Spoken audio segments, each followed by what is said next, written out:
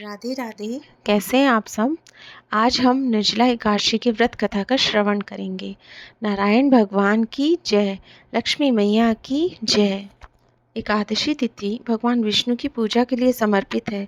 सारे एकादशी एक तरफ और निर्जला एकादशी एक तरफ। आपको बता दें कि निर्जला एकादशी का व्रत बहुत पुण्यदेय होता है। इस व्रत की बहुत महिमा है। कहा जाता है कि सभी एकादशी व्रत का पुण्य यह निर्जला एकादशी व्रत दे देता है। मान्यता है कि पांडव भाइयों में से भीम ने ज्येष्ठ माह के शुक्ल पक्ष की एकादशी को बगैर जल ग्रहण किए एकादशी का व्रत किया था। तो चलिए सुनते हैं निर्जला एकादशी व्रत कथा। निर्जला एक एकादशी व्रत की कथा इस प्रकार है। भीमसेन व्यास जी से कहने लगे कि हे पिता, मैं भ्राता युधिष्ठिर, माता कुंती, द्रौपदी, अर्जुन, नकुल और सहदेव आदि सब एकादशी का व्रत करते हैं, परंतु महाराज मैं उनसे कहता हूँ कि मैं भगवान की शक्ति पूजा आदि तो कर सकता हूँ, दान भी दे सकता हूँ, परंतु भोजन के बिना मैं नहीं रह सकता। इस पर व्यास जी कहने लगे, हे भीमसेन, यदि या तुम नरक को बुरा और स्वर्ग को अच्छा समझते हो तो प्रति माह की दोनों एकादशियों को अन्न मत खाया करो। भीमसेन कहने लगे, हे पितामह, मैं तो पहले से ही कह चुका हूँ कि भूख को मैं नहीं सहन कर सकता। यदि वर्ष भर में कोई एक ही व्रत हो तो मैं उसे रख सकता हूँ, क्योंकि मेरे पेट में वक्र नाम वाली अग्नि है, सो मैं भोजन किए बिना नहीं रह सकता। भोजन करने से वह शांत रहती है, इसलिए पूरा उपवास तो क्या, एक समय भी बिना भोजन के लिए रहना मेरे लिए कठिन है। अतः आप मुझे कोई ऐसा व्रत बताइए जो वर्ष में केवल एक ही बार करना पड़े और मुझे स्वर्ग प्राप्ति हो जाए। श्री व्यास जी कहने लगे कि हे पुत्र, बड़े बड़े ऋषियों ने बहुत शास्त्र आदि बनाए हैं, जिसमें थोड़े परिश्रम से ही स्वर्ग की प्राप्ति हो सकती है। इस प्रकार शास्त्रों में दोनों पक्षों की एकादशी का व्रत मुक्ति के लिए रखा जाता है। व्यास जी के वचन सुनकर भीमसेन नरक जाने के नाम से भयभीत हो गए और कांप कर कहने लगे, अब मैं क्या करूं। मास में 2 व्रत तो मैं नहीं कर सकता।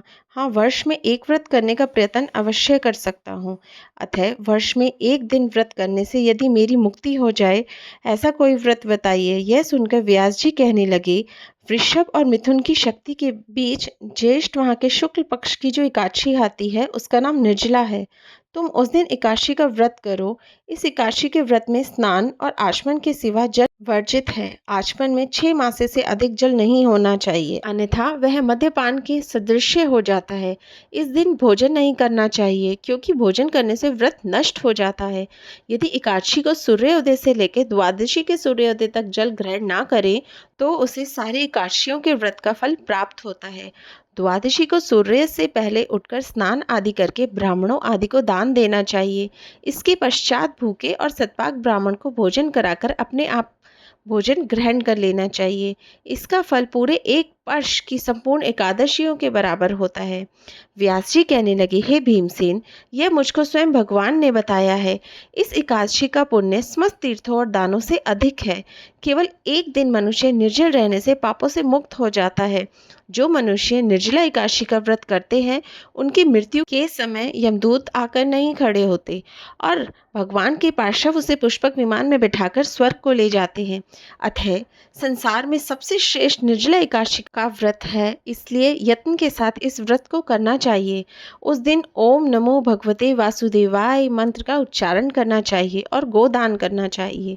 इस प्रकार व्यास जी की आज्ञा सुनकर भीमसेन ने इस व्रत को किया। इसलिए इस एकादशी को भीमसेन या पांडव एकादशी के नाम से भी जाना जाता है।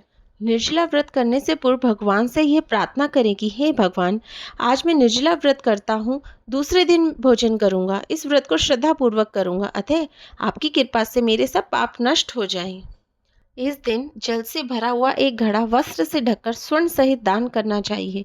जो मनुष्य इस व्रत को करते हैं उनके करोड़ों पल सोने के दान का फल मिलता है। और जो इस दिन यज्ञ दत्त ही नहीं किया जा सकता, इस एकादशी से व्रत मनुष्य विष्णु लोक को प्राप्त होता है। जो मनुष्य इस दिन अन्न खाते हैं वह चांडाल के समान है, वह अंत में नरक में जाते हैं। जिसने निर्जला एकादशी का व्रत किया है, वह चाहे ब्रह्म हत्यारा हो, मद्यपान करता हो, चोरी की हो या गुरु के साथ द्वेष किया हो, मगर इस व्रत के प्रभाव से स्वर्ग को जाता है। हे कुंती पुत्र, जो पुरुष या स्त्री श्रद्धा पूर्वक इस व्रत को करते हैं, उन्हें अग्रलिखित कर्म करने चाहिए। प्रथम भगवान का पूजन, फिर गो दान, ब्राह्मणों को मिष्ठान व दक्षिणा देनी चाहिए तथा जल से भरे कलश का दान अवश्य करना चाहिए। निर्जला के दिन अन्न, वस्त्र, जूती आदि का दान भी करना चाहिए। जो मनुष्य भक्तिपूर्वक इस कथा को पढ़ते या सुनते हैं, उन्हें निश्चय ही स्वर्ग की प्राप्ति होती है। तो ये थी निर्जला एकादशी की व्रत कथा। आपको ये कथा कैसी लगी प्लीज़ कमेंट कीजिए और चैनल को सब्सक्राइब करें और वीडियो को लाइक करें। राधे राधे।